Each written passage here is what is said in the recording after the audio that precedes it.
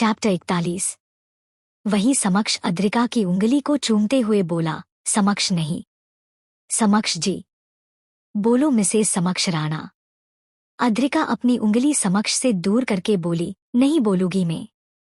तुम सिर्फ नाम के पति हो मेरे। समक्ष अद्रिका की नॉनसेंस बात सुनकर गर्दन हिला देता और एक जगह कार रोककर अपनी साइड बैठी अद्रिका को चिढ़ाते हुए बोला, ओह मेरी नाम के पति बोलने वाली बीवी, चलो नीचे उतरो।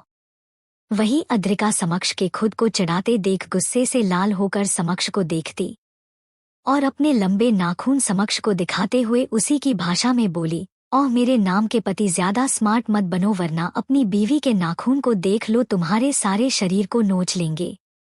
संभल के रहो मुझसे, मैं कोई स्वीट बीवी नहीं हो, तुम्हें भरे बाजार में बेच दूंगी। समक्ष अद्रिका की बात सुनकर मुस्कुराते हुए बाहर निकला और अद्रिका की साइड जाकर कार का गेट खोला और अद्रिका को देखकर बोला, बाहर आओ। समक्ष की बात सुनकर अद्रिका मुंह बनाकर बाहर आई और समाने देखकर चौंक गई और चौंकते हुए कभी समक्ष को देखती तो कभी सामने।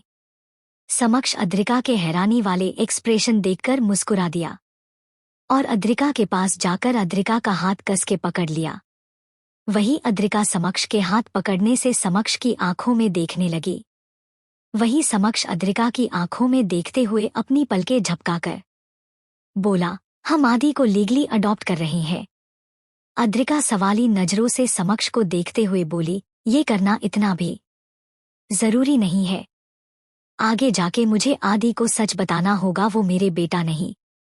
समक्ष अद्रिका की बात सुनकर अद्रिका के पकड़े हाथ पर दबाव डालकर अद्रिका से बोला, अद्रिका तुम्हें क्या लगता है मैं क्यों करूंगा? इसके पीछे भी वजह है, वो वजह मैं तुम्हें नहीं बता पाऊंगा, पर हाँ ये बता सकता हूँ, आदि को मैं बिना एडॉप्ट किए भी मोम डेड वाला प्यार दे सकते थे हम, पर बिना एडॉप्ट किए उसे अपने पास रखना हमें आगे जाके गलत साबित कर सकता है, इसलिए लीगली उसे एडॉप्ट करेंगे। और एक जरूरी बात। समक्ष सीरियस होकर बोला। अद्रिका समक्ष के एकदम से सीरियस हो जाने से समक्ष की बात को गौर से सुनने लगी। समक्ष अद्रिका के सामने आकर अद्रिका के दोनों हाथों को अपने मजबूत हाथों में कस के पकड़कर अद्रिका की आंखों में देखकर बोला, हम आदि को कभी नहीं बताएंगे, वो हमारा बेटा नहीं है। अद्रिका समक्ष की बात सुनकर समक्ष को सवाली नजरों से देखने लगी।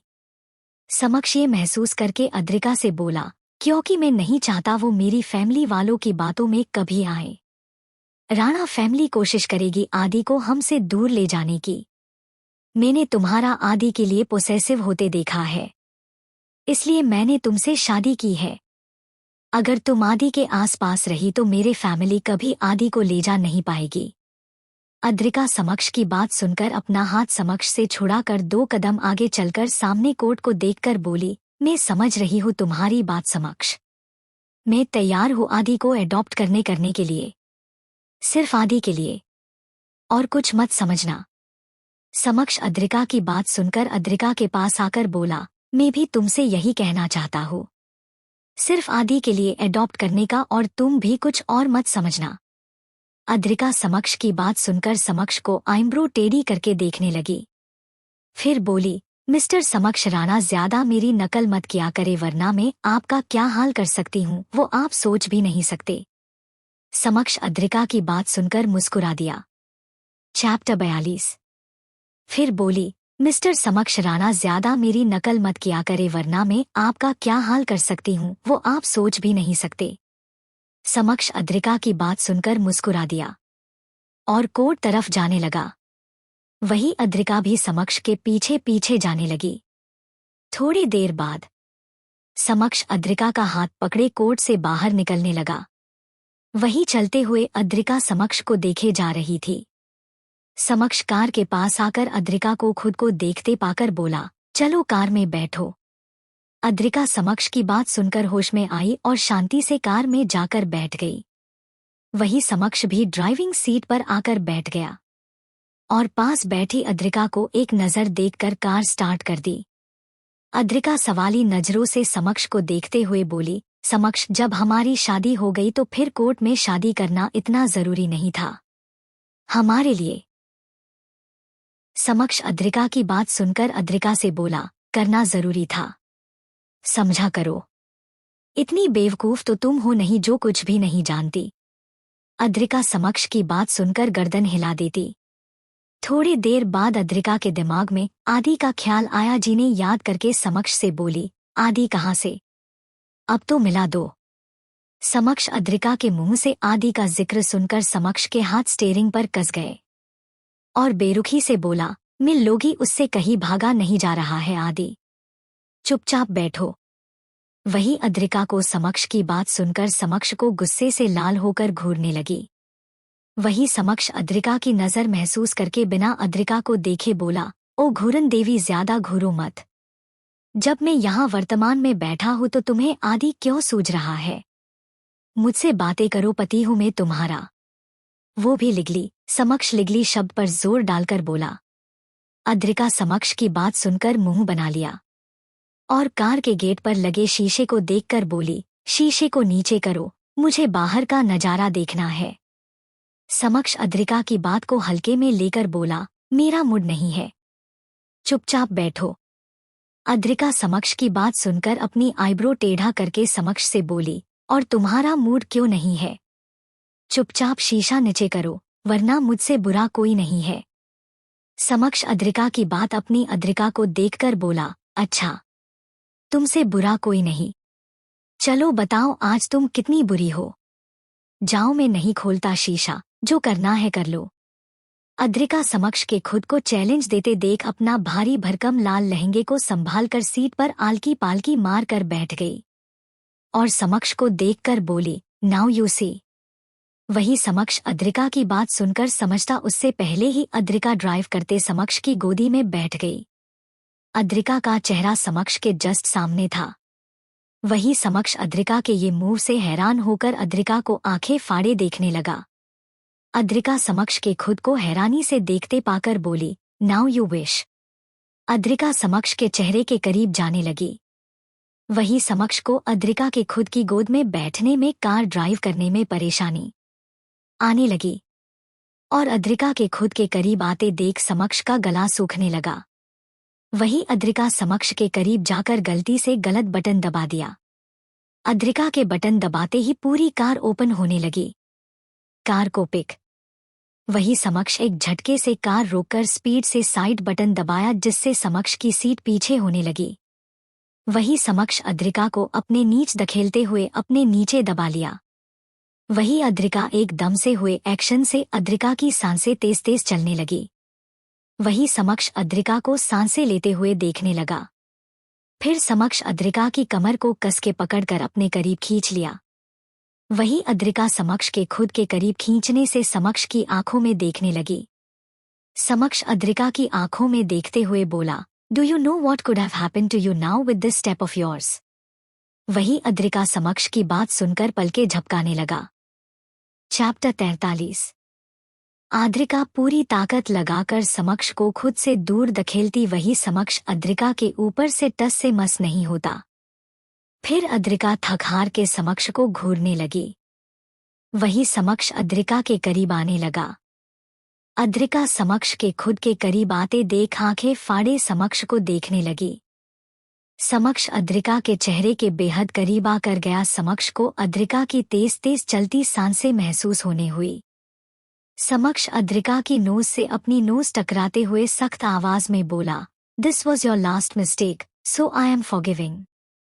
If this happens in future, I also know what I will do. Adrika समक्ष की बात सुनकर झट से अपनी आंखें खोलकर समक्ष को देखती। वही समक्ष अद्रिका के ऊपर से उठकर दूसरी साइड बैठ गया और अद्रिका को देखकर बोला, कार चलाओ।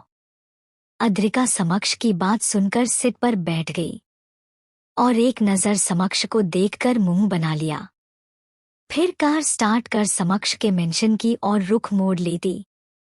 थोड़ी देर बाद समक्ष अद्रिका लिविंग रूम में थे, जहां समक्ष सोफे पर किंग की तरह बैठा था। वही अद्रिका समक्ष के समाने खड़ी थी और समक्ष से बार बार आदि की पूछ रही थी।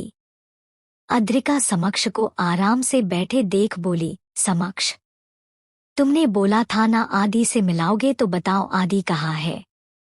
वही समक्ष अद्रिका की बातों को इग्नोर करके अद्रिका के चेहरे को देखे जा रहा था।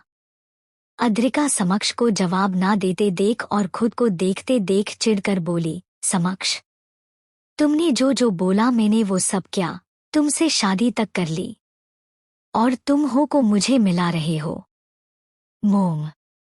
अद्रिका अपने पीछे से आदि की आवाज सुनकर अद्रिका के परेशान चेहरे पर मुस्कान खिल गई और झट से पलट कर देखा आदि सामने खड़ा था स्कूल की यूनिफॉर्म पहने। अद्रिका ने झट से अपनी बाहें खोल दी आदि के लिए। वही आदि अद्रिका के पास दौड़कर आते हुए बोला, mama, I miss you a lot, I miss you a lot. Adrika Aadi को कस के गले लगाकर आदि को अपने पास महसूस करने लगी। थोड़ी देर बाद अद्रिका आदि से दूर होकर आदि को देखकर बोली, बच्चा, तुम मेरे पास क्यों नहीं आए? मैं कब से तुम्हें ढूंढ रही थी। आदि अद्रिका को देखकर प्यार से बोला, मम्मा मैं आपके आ रहा था, पर डैड ने बोला आप यही आने वाली हो और हम हमेशा यही रहेंगे डैड के साथ। अद्रिका आदि की बात सुनकर पीछे मुड़कर समक्ष को देखती। वही समक्ष आदि को देखकर बोला, चैम्प डैड के पास आओ। आदि समक्ष की बात सुनकर अद्रिका से दूर होकर समक्ष के पास जाने लगा। वही अद्रिका आदि को खुद से ज्यादा समक्ष के पास जाते देख समक्ष को जलती निगाहों से देखने लगी। वही समक्ष अद्रिका को देखकर बोला, तुम अब क्या पूरे टाइम शादी के जोड़े में ही रहना है? जाओ कपड़े चेंज करके आओ और आदि और मेरे लिए खाना बनाओ। अद्रिका समक्ष की बात सुनकर समक्ष को कुछ बोलती उससे पहले आदि उत्साह से समक्ष से बोला, डैडी आपको पता है मम्मा बहुत स्वादिष्ट खाना बनाती है। आप मम्मा के हाथ का खाना खाओगे ना तो उंगलियां चाटते रह जाओगे। अद्रिका आदि के मुंह से अपनी तारीफ सुनकर खुशी के मारे बोली, आदि बस 5 मिनट में चेंज करके आई, फिर मैं तुम्हारे लिए लजीज खाना बनाऊंगी। वही समक्ष अद्रिका को खुश होते देख बोला, अद्रिका वार्डरोब में साड़ी रखी है, वही पहनना। मुझे पसंद नहीं है, मेरी बीवी कुछ और पहने। अद्रिका समक्ष की बात सुनकर अद्रिका के चेहरे पर को खुशी थी वो गायब हो गई और उसके जगह गुस्से ने अपनी जगह ले ली। वही आदि समक्ष की बात सुनकर समक्ष से बोला, डैडी ये साड़ी क्या होती है? समक्ष आदि की बात सुनकर आदि को अपनी गोद में बैठाकर अद्रिका को देखते हुए बोला, चैम्प अभी तुम्हारी मोम साड़ी पहनकर आएगी ना तो पता चल जाएगा तुम्हें। आदि समक्ष की बात सुनकर हाँ में गर्दन हिला देता। समक्ष अद्रिका को देखकर, जाओ। अद्रिका समक्ष को घूरते हुए अपने रूम तरफ चली गई। थोड़ी देर बाद अद्रिका साड़ी पहने नीचे आई। पिक। समक्ष अद्रिका को साड़ी में लिपटी देखकर उसमें ही खो गया। वही समक्ष की गोद में बैठा आदि उछल के बोला, डैडी मम्मा में ये क्या पहना है? समक्ष आदि की बात सुनकर आदि को अपनी गोद से नीचे उतरा और आदि का हाथ पकड़कर अद्रिका के पास ले जाकर आदि से बोला, चैम्प में जो बोलो याद रखना। आदि उत्साह से, जी डैड। फिर समक्ष अद्रिका के तरफ बढ़ने लगा। वही अद्रिका हैरानी से समक्ष को अपने करीब आते देखने लगी। समक्ष अद्रिका के पास आकर अद्रिका के पीछे से कंधे कस के पकड़कर आदि से बोला, इसे कहते हैं साड़ी। आदि आश्चर्य होकर, ओ आई सी।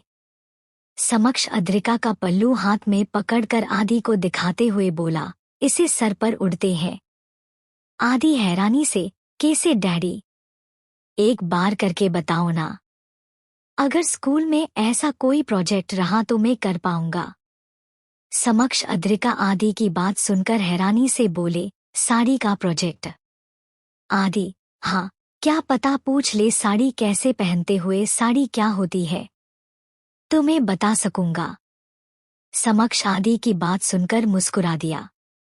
वही अद्रिका को समक्ष और आदि के बीच खुद को प्लास्टिक की मॉडल महसूस हो रहा था, जहां उस पे ध्यान ना देकर साड़ी पर ध्यान दिया जा रहा था। आदि ना समझी में समक्ष से बोला, डैडी मम्मा में ऊपर छोटू सा टॉप पहना है क्या, पर मुझे ये टॉप लग नहीं रहा है। समक्ष आदि की बात सुनकर आदि को बोला, आदि ये टॉप नहीं है, ये ब्लाउज है जो साड़ी में पहना जाता है। आदि, ओ डैड मेरा एक क्वेश्चन है। समक्ष, हम बताओ। आदि ना समझी में, अगर मम्मा बिना ब्लाउज के साड़ी पहने तो कैसी लगेगी। अद्रिका आदि की बात सुनकर आंखें फाड़े आदि को देखकर बोली, व्हाट। आदि, ऐसा नहीं होता। समक्ष आदि की बात सुनकर अद्रिका स्कैन करके बोला, हम बात तो तुम सही कह रही हैं, पर वो ऐसे सिर्फ मेरे सामने ही रह सकती है और किसी के सामने नहीं।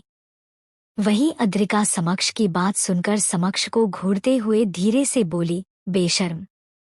आदि, क्यों डैड। समक्ष आदि के मासूम सवाल सुनकर मुस्कुरा दिया और बात बदलते हुए बोला, चलो आज के लिए इतना बहुत है। चैप्टर 44। समक्ष अद्रिका को देखकर बोला, तुम क्या यहाँ खड़ी हो, जाओ हमारे लिए खाना बनाओ जल्दी। फिर समक्ष आदि को गोद में उठाकर रूम तरफ ले जाने लगा। वहीं पीछे खड़ी अद्रिका समक्ष और आदि को जाते हुए देखने लगी और चीढ़ कर बोली, हो, मेरे हाथ का खाना खाना है तो ठीक है, इतना स्वादिष्ट खाना बनाऊंगी कि तुम भी याद रखोगे किससे पाला पड़ा है तुम्हारा। फिर अद्रिका अपनी साड़ी का पल्लू कमर में खोसकर किचन तरफ बढ़ गई। किचन में आकर अद्रिका ने सबसे पहले सभी कुक को बाहर भेजा और गैस के पास आकर कढ़ाई को जोर की आवाज के साथ गैस के ऊपर रखकर गैस को लाइटर से चालू करते हुए बोली, अब देखो अद्रिका का कमाल। थोड़ी देर बाद अद्रिका खाना की हर डिश को डिनर टेबल पर रखकर अपनी कमर में खोसा हुआ पल्लू निकालकर अपने माथे पर आ रहे पसीने को पोंछकर चिढ़कर बोली, समक्ष, तुम्हें तो मैं बिल्कुल नहीं छोड़ूंगी। देखना एक दिन तुम ही बोलोगे कि अद्रिका से उलझकर तुमने कितनी बड़ी गलती की। तुम्हारे खाने में इतनी मिर्ची मिलाई है ना, तुम सोच भी नहीं सकते। वही समक्ष का रूम, जहां आदि अपने स्कूल का होमवर्क कर रहा था तो वही समक्ष लैपटॉप में नीचे की लाइव चल रही फुटेज देख रहा था, जहां अद्रिका ने समक्ष के खाने में मिर्ची मिलाने की बात कर रही थी। समक्ष अद्रिका की बात सुनकर समक्ष के होठ थोड़े से ऊपर की साइड मुड़ गए। नीचे लिविंग रूम में अद्रिका डिनर टेबल को एक नज़र देखकर सामने सीढ़ियों पर देखती जहां कोई नहीं आया था अभी खाना खाने। अद्रिका ये देखकर सीढ़ियां चढ़कर समक्ष के रूम तरफ जाने लगी। समक्ष के रूम के बाहर अपने दोनों हाथ कमर पर रखकर बंद गेट को घूरने लगी। जैसे घूरने भर से गेट अपने आप खुल जाएगा। अद्रिका थोड़े देर रूम के गेट को घूरने के बाद गेट को नोक करके बोली, आदि जल्दी नीचे आ जाओ, खाना तैयार हो चुका है। वही रूम के अंदर आदि जो होमवर्क कर रहा था, वो अद्रिका की बात सुनकर समक्ष की आंखों में चमक लेकर देखने लगता। फिर उत्साह से उछलकर समक्ष के पास आकर समक्ष के कंधे हिलाते हुए प्यार से बोला, डैडी नीचे चले, मम्मा ने हमारे लिए खाना बना लिया, चलिए ना डैडी। समक्ष आदि के शहद से मीठी रिक्वेस्ट करते देख समक्ष चेहरे पर मुस्कान तैर गई और अपनी जगह से उठकर आदि को अपनी गोद में उठा लिया और रूम से निकलने लगा। Dinner table. अद्रिका जो डिनर टेबल पर बैठी समक्ष और आदि का इंतजार कर रही थी, वो समक्ष और आदि को आते देख शांति से अपनी जगह बैठ गई। समक्ष अद्रिका के साइड बैठ गया और आदि अद्रिका के दूसरे साइड। अद्रिका समक्ष को इग्नोर करके आदि को खाने की डिश उसकी प्लेट में उतारने लगी। वहीं समक्ष कभी अद्रिका को देखता तो कभी अपने समाने पड़ी खाने की डिश। अद्रिका आदि को खाना उतार कर खुद अपने लिए उतारने लगी तो समक्ष ने अद्रिका के हाथ पकड़ लिया। अद्रिका ये देखकर समक्ष को घूरते हुए धीरे से बोली, ये क्या बदतमीजी है समक्ष। समक्ष अद्रिका का खुद को घूरना इग्नोर करके बोला, मुझे उतारो। पहले, फिर खुद अपने लिए उतारना। अद्रिका समक्ष की बात सुनकर मन में बोली, मैं क्या इसकी नौकर हूं जो मैं इसे उतारूं? इतने बड़े बड़े हाथ दिए, खाना नहीं उतार सकता अपना। समक्ष अद्रिका को खोए देख बोला, अद्रिका। अद्रिका समक्ष के बोलने से होश में आई और समक्ष को दांत दिखाते हुए मुस्कुरा कर बोली, जरूर। फिर अद्रिका समक्ष के पास रखी डिश को उठाते हुए मन में बोली, अब देखो जब तुम डिश खाओगे ना तो तुम्हारे होश उड़ जाएंगे। इतनी मिर्ची डाली है ना, तुम्हारे मुंह से आ तक नहीं निकल पाएगी। आदि तो तुम्हें सुपर हीरो मानता है ना, उसके सामने देखते हुए कैसे निकलती है तुम्हारे मुंह से आ। वही समक्ष अद्रिका अपने सामने पड़ी डिश उठाते देख बोला, अद्रिका ये वाली नहीं दूसरी वाली उतारो। अद्रिका ये सुनकर चौंकते हुए समक्ष को देखने लगी और मन में बोली, ये क्या, मेरी बाजी उल्टी क्यों पड़ रही है? वही समक्ष अद्रिका को सोचते देख बोला, अद्रिका। अद्रिका समक्ष की बात सुनकर होश में आई और अपना जी मारकर समक्ष को दूसरी डिश उतारने लगी। वही समक्ष खाने का पहला निवाला तोड़कर खाने लगा। वही अद्रिका जो पहले अपने प्लान के कामयाब होते देख खुश थी, अब उसके चेहरे पर मुस्कान गायब थी। वही समक्ष पहला निवाला जैसे ही खाता वैसे ही अपनी आंखें बंद कर लेता। वही आदि समक्ष को आराम से खाते देख प्यार से बोला, डैड खाना अच्छा बनाया ना मम्मा ने? समक्ष आदि की बात सुनकर हाँ में गर्दन हिला देता। फिर झट से आंखें खोलकर अपने पास बैठी अद्रिका को अपनी लाल हुई आंखों से देखने लगा। वही अद्रिका के चेहरे पर कुछ पल पहले उदासी थी, अब उसके जगह मुस्कान ने अपनी जगह ले ली और यादों में खो गई। फ्लैशबैक। किचन। अद्रिका पूरा किचन देखकर बोली, अब मैं समक्ष को बताऊंगी खाना का स्वाद। फिर पीछे मुड़कर दीवार के कोने पर अद्रिका की नजर जाती वहां सीसीटीवी कैमरा देखकर बोली, ओह सीसीटीवी कैमरे, मतलब समक्ष मुझ पर नजर रखे हुए है। कोई ना, अब देखो, तुम्हें खाने में मिर्ची होने के बारे में पता होने के बावजूद भी तुम वो ही खाओगे। Flashback and. अद्रिका समक्ष से, खाइए ना। समक्ष अद्रिका को घूरते हुए कुछ बोलने वाला था कि सामने आदि को देखकर रुक गया और एक और खाने का निकाल तोड़कर अद्रिका को जबरदस्ती मुंह में खिलाकर बोला, अद्रिका तुम भी खाओ ना, तुमने बनाया और तुम खा भी नहीं रही। वही आदि ये सुनकर बोला, हाँ मम्मा खाइए ना। समक्ष आदि की बात सुनकर बोला, आदि बेटा आज मैं और अद्रिका एक ही प्लेट में खाना खाएंगे। अद्रिका ये सुनकर हैरानी से बोली, क्या? समक्ष, हम लो खाओ। थोड़ी देर बाद सबका खाना हो गया। चैप्टर 45। समक्ष आदि की बात सुनकर बोला, आदि बेटा आज मैं और अद्रिका एक ही प्लेट में खाना खाएंगे।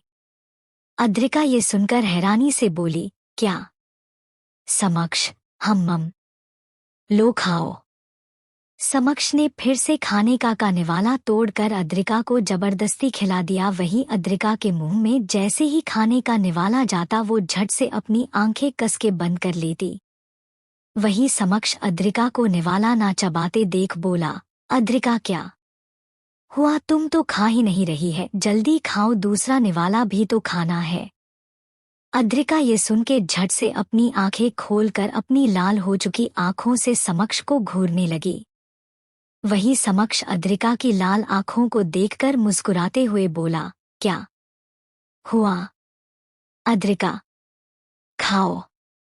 वही आदि समक्ष की बात सुनकर अद्रिका को देखकर बोला, हाँ मम्मा खाओ।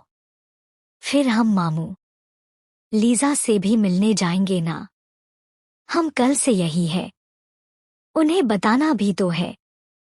वही अद्रिका आदि के मुंह से अक्षत और लीजा का जिक्र सुनकर अपनी आंखें कस के बंद कर लेती और फिर झट से अपनी आंखें खोलती। वही अद्रिका की जो पहले लाल आंखें थी अब वो सामान्य हो चुकी थी। और फिर एक और खाने का बड़ा सा निवाला तोड़कर समक्ष के तरफ देखती। वही समक्ष ना समझी में अद्रिका को देखता तो कभी अद्रिका के हाथ में रखे खाने के निवाले को देखता। वही अद्रिका मुस्कुराकर प्यार से बोली, सुनिए। समक्ष अद्रिका के मुंह से अपने लिए प्यार से बोले गए शब्द को सुनकर अद्रिका को आंखें फाड़े देखने लगा। अद्रिका समक्ष को हैरान होते देख प्यार से बोली, क्या हुआ आपको, आप ऐसे हैरानी से क्यों देख रही हैं? मैं आपको तो पुकार रही हूं समक्ष। समक्ष अद्रिका की बात सुनकर फिर हैरानी से अद्रिका को देखने लगा और सोचने लगा अद्रिका क्या करना चाहती है। अद्रिका समक्ष सोचते देख फटाफट अपने हाथों से समक्ष के सख्त गालों को पकड़कर जबरदस्ती समक्ष का मुंह खोलकर अपने हाथों से तोड़े बड़े से निवाले को समक्ष के मुंह में डाल दिया। फिर समक्ष मुंह को बंद कर दिया। फिर अद्रिका समक्ष को देखकर मुस्कुराकर बोली, क्या हुआ समक्ष? जल्दी खाना खाओ, दूसरा निवाला भी तो खाना है तुम्हें। वही समक्ष अद्रिका के मुंह से अपनी बात जो पहले अद्रिका से कही थी वही अद्रिका के मुंह से अपने लिए सुनकर अद्रिका को बुरी तरह घूरने लगा। वही आदि जिसका खाना हो चुका था। वो डिनर टेबल से उठते हुए हैरानी से समक्ष और अद्रिका को देखते लगा और बोला, मम्मा डैडी, आपका लंच नहीं हुआ अभी तक, देखो मैंने कितनी जल्दी खाना खा लिया। आप दोनों बहुत आलसी हो, इतनी देर कोई करता है क्या? अद्रिका समक्ष आदि के मुंह से अपने लिए आलसी सुनकर एक दूसरे को घूरने लगे और एक दूसरे की आंखों में देखते हुए बोले, तुम्हारे वजह से आदि मुझे आलसी बोल रहा है। वही आदि समक्ष और अद्रिका को एक दूसरे को देखते देख बोला, ओहो मम्मा डैडी, आप एक दूसरे को बाद में देख लेना, पहले जल्दी खाना खाइए। मैं रूम में जा रहा हूँ, मुझे होमवर्क करना है। मैं आप दोनों के जैसा आलसी नहीं हूँ, मुझे बहुत वर्क करना। फिर आदि अपने रूम तरफ निकल गया। वही आदि के जाने के बाद अद्रिका और समक्ष एक दूसरे को घूरने लगे। वही समक्ष की नज़र डिनर टेबल पर रखे पानी के जग पर गया, जिसे देखकर अद्रिका से पहले पानी के जग को उठाकर एक ही बार में पूरा पानी पी गया। वही अद्रिका समक्ष को आंखें फाड़े देखने लगी। समक्ष पूरा पानी पीने के बाद खांसने लगा और खांसते हुए अद्रिका से बोला, अद्रिका, तुमने पानी में नमक डाल था, तुम्हारी तो। फिर समक्ष अपनी सीट से उठकर अद्रिका की तरफ बढ़ने लगा। वही अद्रिका समक्ष को खुद के पास आते देख अपनी सीट से फटाफट उठकर समक्ष से दूर भागने लगी। वही समक्ष अद्रिका की तरफ अपने कदम बढ़ाने लगा। वही अद्रिका समक्ष को अपने पास आते देख अपने कदम पीछे की ओर बढ़ाने लगी। समक्ष अपनी शर्ट की आस्तीन ऊपर को और फोल्ड करते हुए अद्रिका को गुस्से से घूरते हुए बोला, अद्रिका आज तो तुम गई, अब मैं देखता हूँ कौन बचाएगा तुम्हें। वही अद्रिका समक्ष की बात सुनकर अपने कदमों की चाल तेज करके लिविंग रूम में भागने लगी। चैप्टर 46। वही अद्रिका समक्ष की बात सुनकर अपने कदमों की चाल तेज करके लिविंग रूम में भागने लगी। समक्ष अद्रिका के पीछे भागते हुए बोला, रुको अद्रिका, आज तुम्हें मुझसे कोई नहीं बचा पाएगा। अद्रिका अद्रिका अद्रिका समक्ष की बात सुनकर एक बड़े से पिलर के पीछे छुप गई। वही पिलर के सामने कोई भी खड़े होकर देखे तो पता भी नहीं चले उसके पीछे कोई छिपा हो। समक्ष अद्रिका को ढूंढते हुए उसी पिलर के सामने खड़ा हो गया जिसके पीछे अद्रिका खड़ी है। वही अद्रिका समक्ष को अपने नजदीक खड़े देख उसकी सांसें तेज तेज चलने लगी। समक्ष पिलर पर अपना हाथ रखकर सख्त आवाज में जोर से बोला, अद्रिका, कहाँ हो? सामने आओ। तुमने मुझसे पंगा लेकर बहुत बुरा किया, उसकी सजा तो तुम्हें मिलेगी, वो भी बहुत बड़ी सजा। वही पिलर के पीछे छुपी अद्रिका समक्ष की बात सुनकर अपने मन में बोली, बड़ा आया मुझे सजा देगा। समक्ष तुम अभी जानते नहीं हो मुझे, जिस दिन तुम मुझे जानोगे ना, उस दिन तुम ये पल याद करके खुद ही बोलोगे, मैंने खुद ही अपने पैरों पर हथौड़ा मरवाया है। अद्रिका से समक्ष पिलर से अपनी पीठ सटाए अपना एक पैर पिलर पर रखकर खड़ा हो गया और हर तरफ अपनी चिल जैसी आंखों से देखने लगा और अपना एक हाथ पिलर के पीछे ले जाकर अद्रिका का हाथ कस के पकड़ लिया। वही अद्रिका जो अपने मन में समक्ष को बुरा भला बोल रही थी, वो एकदम से किसी के टच से सिहर गई और अपने पकड़े हाथ को आंखें फाड़े देखने लगी। समक्ष एक झटके से अद्रिका को पिलर से बाहर खींचकर अपने बाहों में कस के पकड़ लिया। जहां समक्ष पिलर से टेक लगाए खड़ा था, वही अद्रिका समक्ष के सीने से अपना सर टिकाए समक्ष के बाहों की गिरफ्त में थी और एकदम से हुए एक्शन से हैरान होकर अपनी आंखें कस के बंद कर ली। वही समक्ष अद्रिका के कान के करीब आकर धीरे मगर सख्त आवाज में बोला, मेरे सामने ही चालाकी। हम मिसेस समक्ष राणा, तुम्हें क्या लगा तुम इस पिलर के पीछे छुप जाओगी और मुझे पता नहीं चलेगा? तो तुम गलत हो। वही अद्रिका समक्ष की बाहों में कैद समक्ष की बात सुनकर अपनी दोनों आंखों को छोटी करके पीछे मुड़कर समक्ष को घूरने लगी। समक्ष अद्रिका को खुद को इस कदर घूरते देख अद्रिका को कमर को कस के खुद के करीब खींचकर अद्रिका की खुली कमर पर जोर से चिमटी काट दी। अद्रिका को जैसे ही अपने कमर पर दर्द महसूस हुआ, वैसे ही अपने एक हाथ से समक्ष के हाथ को कमर से हटाकर अपनी कमर को सहलाने लगी जहां समक्ष ने चिमटी काटी थी। अद्रिका अपनी कमर सहलाते हुए पीछे मुड़कर समक्ष को घूरते हुए बोली, ये क्या बदतमीजी है समक्ष, तुम ऐसे मुझे चिमटी नहीं काट सकते। समक्ष अद्रिका की बात सुनकर मुस्कुरा कर बोला, अच्छा ऐसा क्या, चलो मुझे बताओ, कैसे काटूं मैं तुम्हारी कमर पर चिमटी? फिर समक्ष अद्रिका की कमर सहलाते सहलाते हुए फिर अद्रिका की कमर पर चिमटी काट दी और बोला, ऐसा करूं फिर या ऐसे? वही समक्ष के बार बार अद्रिका की कमर पर चिमटी काटने से अद्रिका की कमर लाल हो गई और अद्रिका समक्ष को घूरते हुए समक्ष के दोनों हाथों जो अद्रिका के पेट पर लिपटे हुए थे उसे हटाने लगी और गुस्से से समक्ष से बोली, छोड़ो मुझे, तुमने मुझे समझ क्या रखा है? हाँ, बार बार मुझे चिमटी काट रहे हो। तुम इंसान हो कि जानवर? हाँ, मुझे दर्द हो रहा है और तुम मुझे बार बार चिमटी काट रहे हो। छोड़ो छोड़ो। समक्ष आहा। समक्ष, नहीं छोड़ रहे ना, अब देखो मैं क्या करती हूँ। वही समक्ष अद्रिका की बात इग्नोर किए अपनी धुन में अद्रिका को पकड़े हुए खड़ा था। फिर अद्रिका को कस के खुद के करीब सटाकर बोला, ये तुम्हारी सजा है मिसेस समक्ष राणा। अद्रिका समक्ष की बात सुनकर जोर से चिल्लाते हुए बोली, नहीं हूँ मैं मिसेस समक्ष राणा, मैं अद्रिका रघुवंशी हूँ, तुम्हारी बीवी सिर्फ नाम की हूँ। छोड़ो मुझे, तुम्हारा हक नहीं बनता मुझे छूने का। छोड़ो, आई सेड लाइव मी। समक्ष अद्रिका की बात सुनकर एक झटके में अद्रिका को छोड़ देता और अपने रूम तरफ अपने कदम तेजी से बढ़ा देता।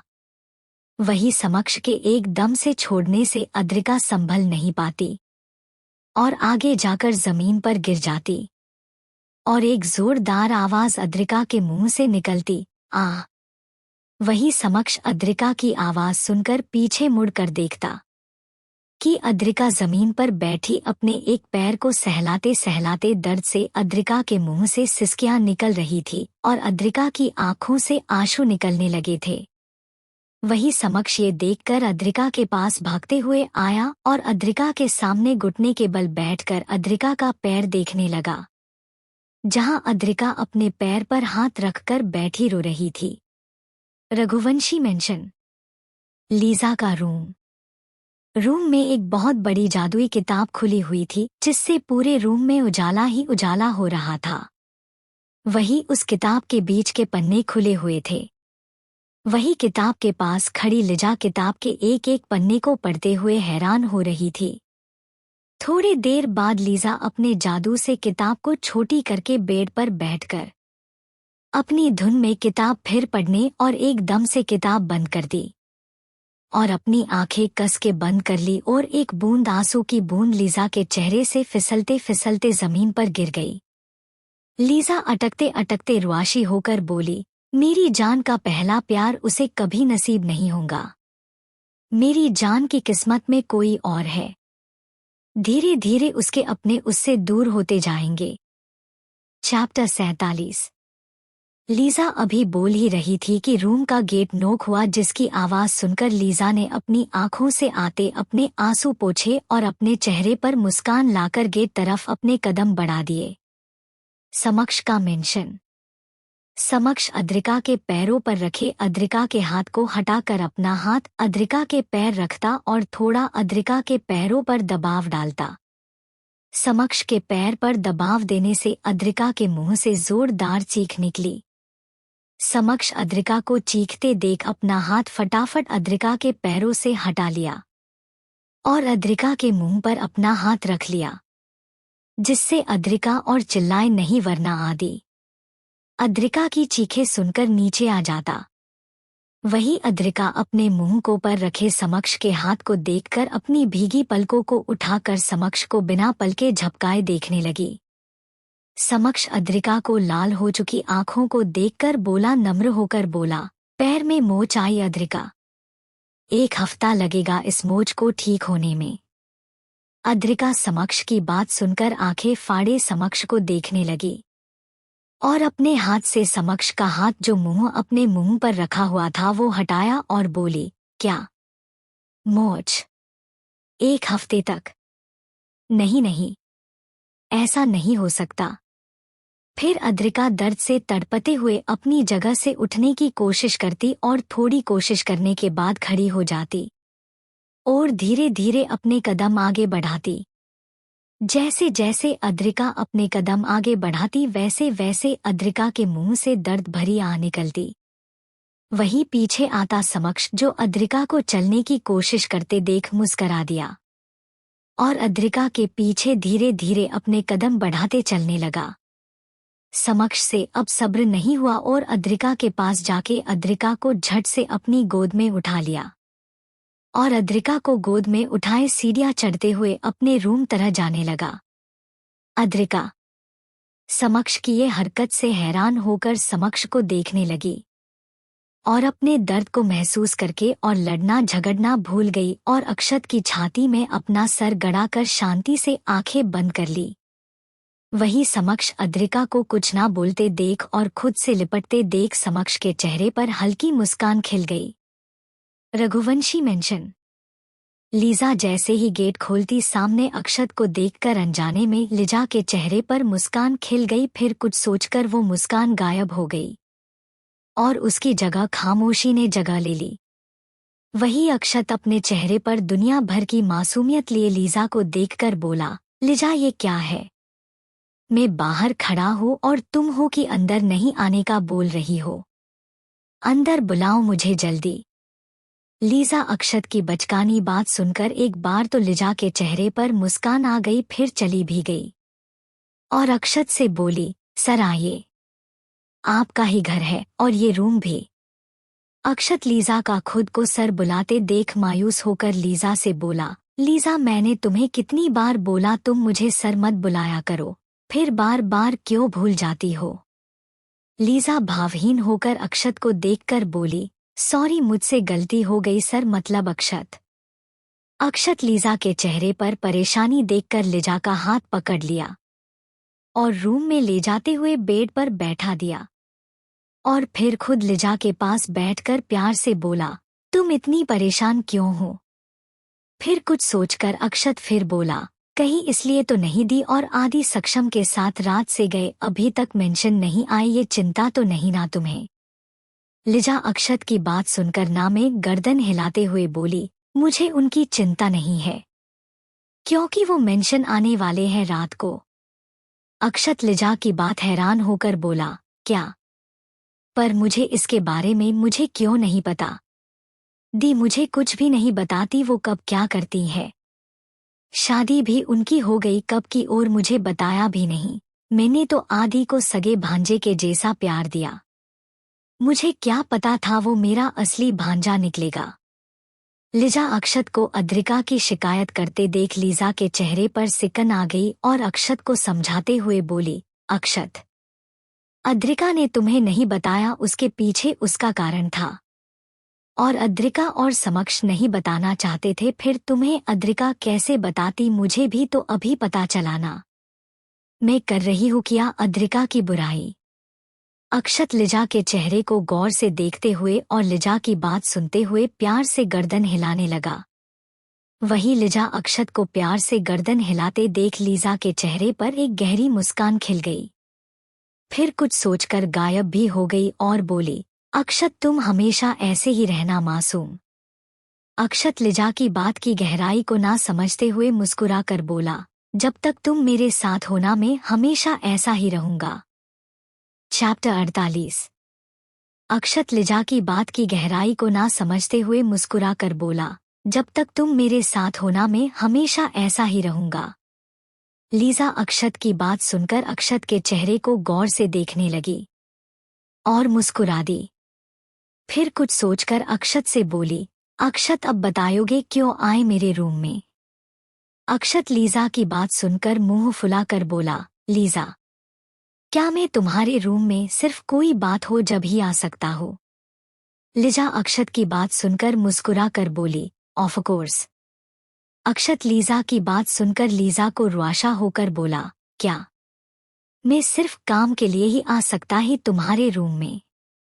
लीजा अक्षत को रुआशा होते देख अक्षत को समझाते हुए बोली, अरे अरे अक्षत शांत, मेरे कहने का वो मतलब नहीं था। अक्षत मुंह फुलाए, फिर क्या मतलब था? लीजा, यही कि तुम मेरे रूम में बिना काम के भी आ सकते हो। अक्षत लीजा की बात सुनकर अक्षत की आंखें चमक आ गई और झट से लीजा का हाथ पकड़ लिया। वही लीजा अक्षत की एकदम से हाथ पकड़ने से सिहर गई और अक्षत की आंखों में सवाली नजरों से देखने लगी। अक्षत लीजा को सवाली नजरों से खुद को देखते पाकर बोला, मुझे तुमसे कुछ बात करनी है लीजा।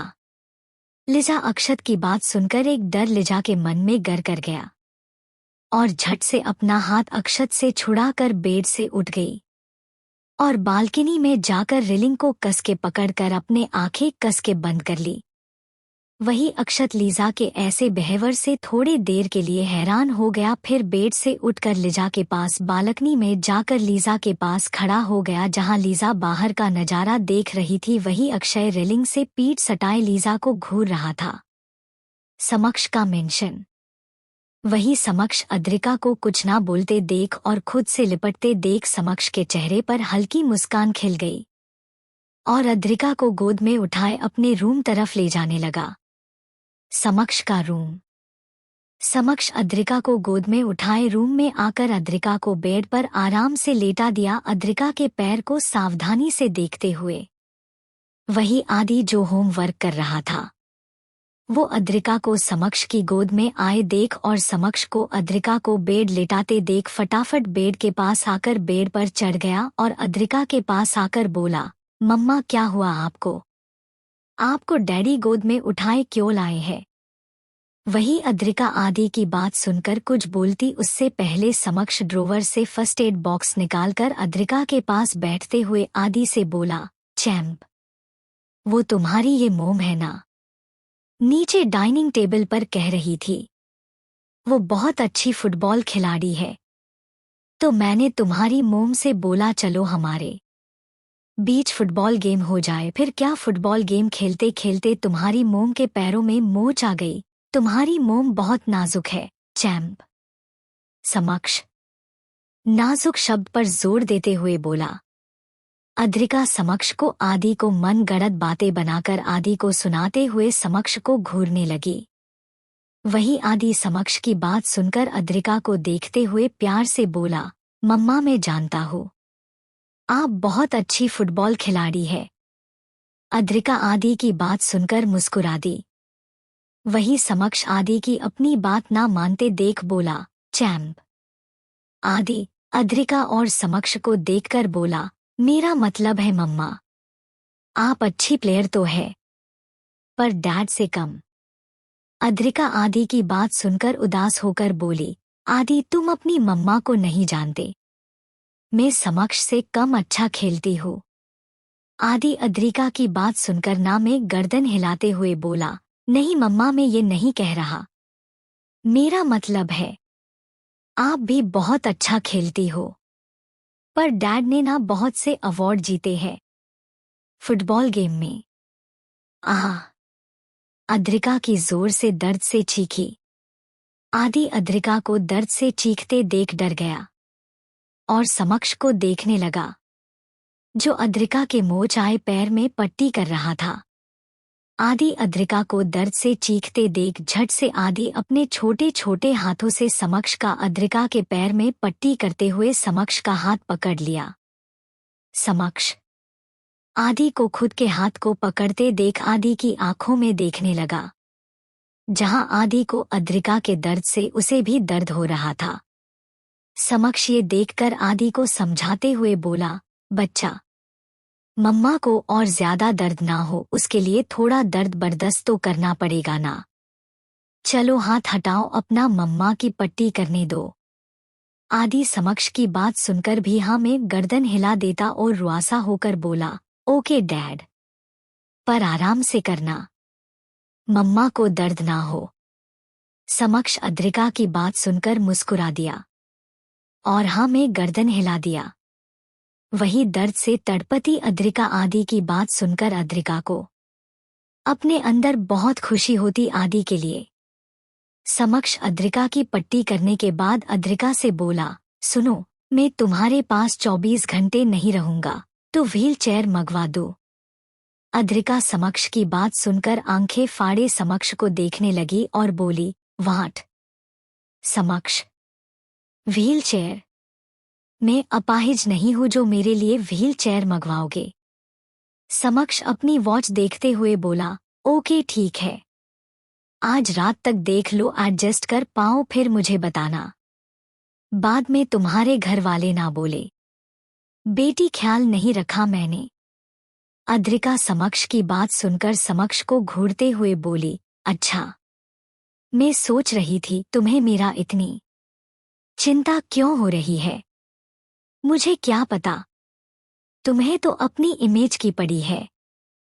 चैप्टर 49। अद्रिका समक्ष की बात सुनकर समक्ष को घूरते हुए बोली, अच्छा, मैं सोच रही थी तुम्हें मेरा इतनी चिंता क्यों हो रही है, मुझे क्या पता, तुम्हें तो अपनी इमेज की पड़ी है। समक्ष की नजर बेड पर बैठे आदि पर गई जो बातें सुन रहा था। ये देखकर ड्रॉवर से हेडफोन निकाला और आदि के पास जाकर बोला, चैंप, होमवर्क हो गया? आदि, हाँ डैड हो गया। समक्ष, तो ठीक है।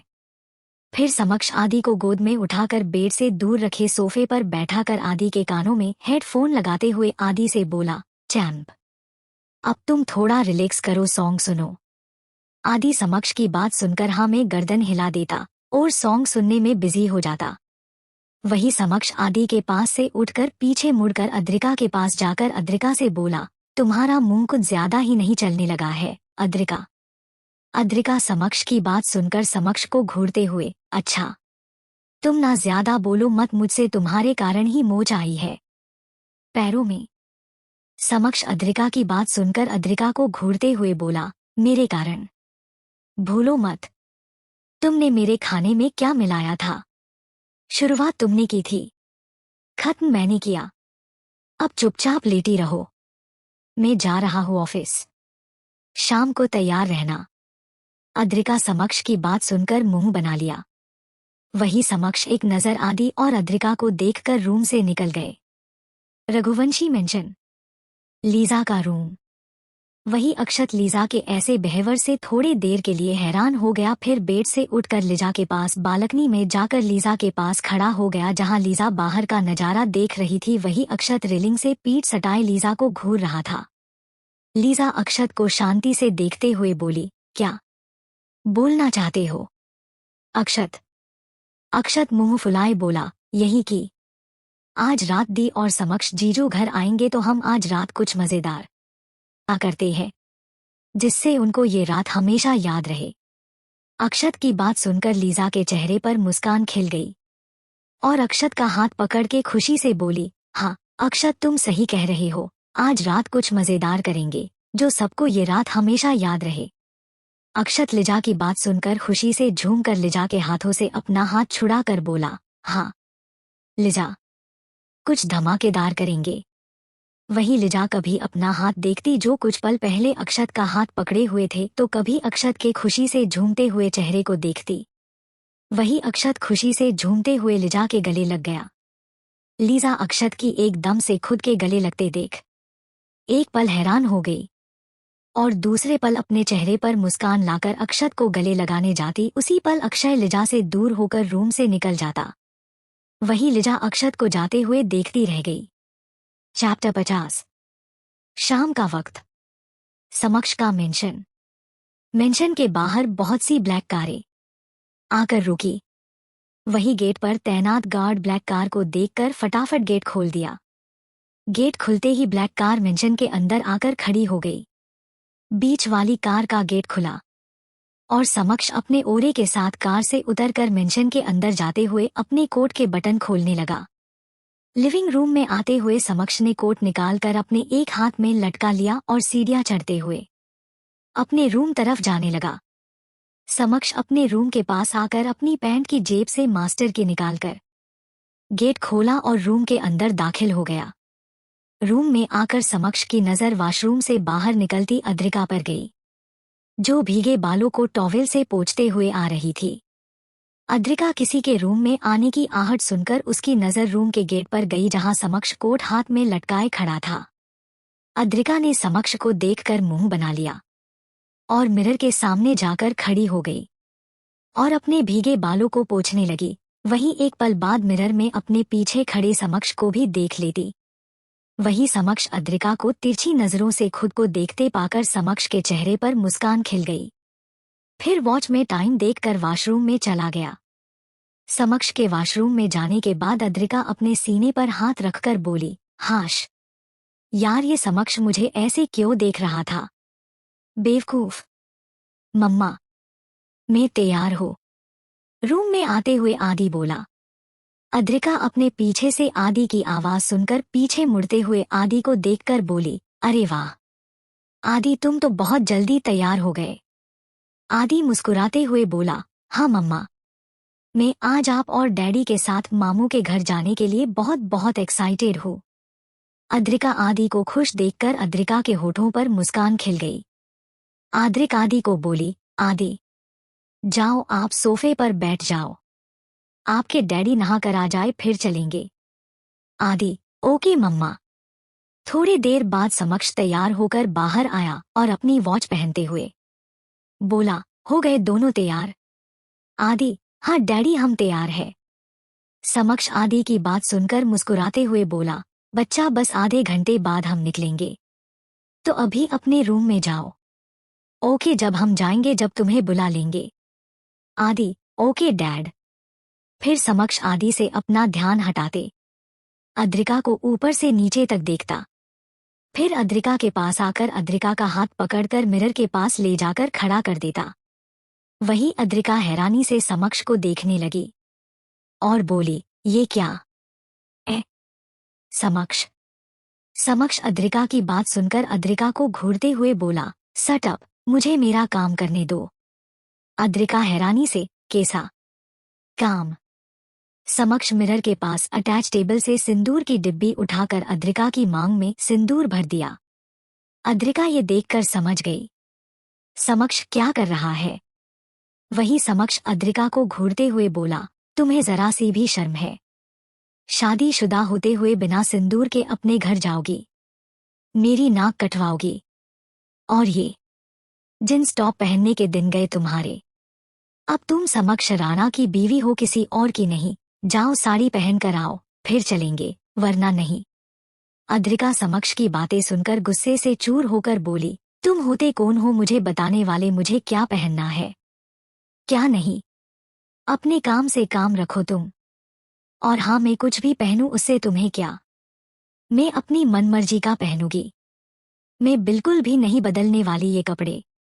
वही समक्ष अद्रिका को खुद से बदतमीजी करते देख समक्ष के शांत चेहरे पर गुस्सा आ गया। फिर समक्ष अद्रिका का हाथ कस के पकड़कर वॉशरूम में ले गया और वॉशरूम के अंदर अद्रिका को धक्का देते हुए खुद भी वॉशरूम में आकर वॉशरूम के गेट अंदर से लॉक कर दिया। अद्रिका एकदम से हुए एक्शन से हैरान होकर पीछे पलटी और खुद को वॉशरूम में पाकर गुस्से से अपने सामने खड़े समक्ष को घूरने लगी और बोली, समक्ष, तुम्हारी हिम्मत कैसे हुई मुझे इस तरह वॉशरूम में लाने की। समक्ष अद्रिका की बातों को इग्नोर करके शावर ऑन कर दिया। वही अद्रिका खुद के ऊपर पानी गिरते देख समक्ष पर बरसते हुए बोली, समक्ष, ये क्या कर रहे हो? शावर बंद करो, मैं भीग रही हूँ। सामने खड़ा समक्ष अपने भावहीन चेहरे के साथ अद्रिका को देखते हुए बोला, ये तुम्हारी गलती है अद्रिका, मुझसे जबान लड़ाने की। बोला था ना साड़ी पहनो, पर मेरी बात नहीं मानी तुमने। अद्रिका पानी में भीगते हुए समक्ष की बात सुनकर अद्रिका की मुट्ठी कस गई और सक्षम के तरफ अपना कदम बढ़ाने लगी। वही समक्ष अद्रिका को अपने पास आते देख भावहीन होकर अद्रिका को देखने लगा। अद्रिका समक्ष के पास जाके समक्ष के सामने खड़ी होकर समक्ष की आंखों में अपनी लाल आंखों से देखने लगी और अपने दोनों हाथों से समक्ष का कॉलर कस के पकड़कर अपने करीब खींचते हुए बोली, तुम्हारी औकात नहीं है मेरे साथ रहने की या मुझे छूने की। तुम्हें क्या, मैं खिलौना दिखती हूँ? हाँ, जो तुम्हारे हिसाब से चलेगा। मैं खिलौना नहीं हूँ, मैं अद्रिका रघुवंशी हूँ, जो किसी से भी नहीं डरती, तुमसे भी नहीं, ना कभी डरूंगी। समक्ष अद्रिका की चेहरे को भावहीन होकर देखते हुए अपने एक हाथ से अद्रिका की खुली कमर कस के पकड़ ली और अपने करीब खींच लिया और अद्रिका की आंखों में देखते हुए बोला, मुझे तुम्हारी बातों से बिल्कुल फर्क नहीं पड़ता, तुम्हें मेरी बात माननी होगी। अद्रिका गुस्से से जवाब देते हुए बोली, नहीं नहीं, मैं तुम्हारी बात बिल्कुल नहीं मानूंगी। समक्ष अद्रिका की बात सुनकर अद्रिका की आंखों में देखते हुए बोला, ओके, तुम्हारी मर्जी मिसेस समक्ष राणा, अब मैं वो करूंगा जो तुमने सोचा भी नहीं होगा। अद्रिका समक्ष की बात सुनकर सवाली नजरों से समक्ष को देखने लगी। वही समक्ष के हाथ जो अद्रिका की कमर पर थे वो खसकते खसकते अद्रिका के टॉप पर आ गए और अद्रिका के टॉप को कस के पकड़कर अद्रिका को देखते हुए बोला, अब मैं खुद तुम्हें साड़ी पहनाऊंगा। अद्रिका समक्ष की बात सुनकर आंखें फाड़े समक्ष को देखने लगी और एकदम से अद्रिका का हाथ जो समक्ष के कॉलर पर थे वो छूट गया और डरते हुए समक्ष से बोली, नो नो समक्ष, तुम ऐसा नहीं कर सकते, तुम मेरी मर्जी के बिना मेरे कपड़े नहीं उतार सकते। समक्ष अद्रिका को खुद से डरते देख झट से अद्रिका को छोड़ दिया और पीछे मुड़कर अद्रिका से बोला, मैं भी ऐसा नहीं करना चाहता, पर मैं भी मजबूर हूँ। तुम मेरी एक बात कान खोल कर सुन लो, तुम ये सब अब नहीं पहनोगी। पहनना ही है तो साड़ी पहनो और कुछ भी नहीं। अद्रिका समक्ष पर चिल्लाते हुए बोली, क्यों समक्ष, क्यों मेरे साथ जबरदस्ती कर रहे हो? मैं अपनी मर्जी का क्यों नहीं पहन सकती? समक्ष अद्रिका की बात सुनकर सख्त आवाज में बोला, जल्द पता चल जाएगा मैं तुम्हारे साथ इतना कठोर व्यवहार क्यों कर रहा हूँ। प्लीज साड़ी पहनो और कुछ भी नहीं। मैं नीचे लिविंग रूम में इंतजार कर रहा हूँ तुम्हारा। फिर समक्ष वॉशरूम से निकल गया। वही डॉट अद्रिका अपनी आंखों में कई सवाल लिए वॉशरूम के बंद गेट को देखने लगी जहां से समक्ष गया था।